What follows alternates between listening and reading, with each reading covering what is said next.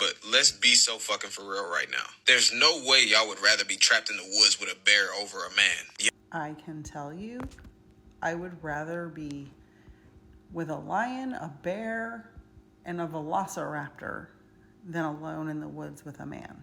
Trigger warning for SA. As someone who experienced SA from the age of 3, at least that I can remember, until I was a tween, and then at workplaces and in random places. Disclaimer, I was never great, but I have experienced SA many times. I have had this argument with men in my life who I love many times. I cannot express to you that I am afraid to open the doors to my own home when my husband isn't here. I am afraid to walk through my neighborhood alone, not because I live in a bad neighborhood, I live in a great neighborhood. But there are people coming in and out of my neighborhood doing construction work, working on the roads, people I don't know. I'm afraid everywhere I go. And to the men who I've spoken to who don't understand this and don't get this, I'm happy for you that you're not scared. But I am scared. And every single woman I know is afraid to go anywhere alone.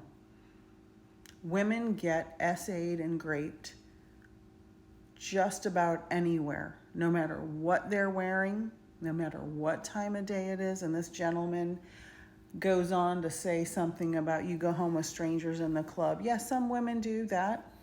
Men are doing it. Women are doing it. People do that. But that doesn't mean you want to be SA'd. That sounds like a choice to me.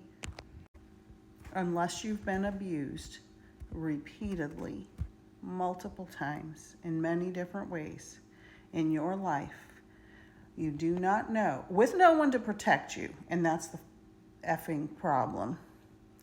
You don't know how it feels to be afraid to go anywhere by yourself. It's horrible. It can be life-altering. It keeps me from going and doing things I really want to do, especially where I live now is in a different state than I'm used to being in, and there's some weird stuff where I live.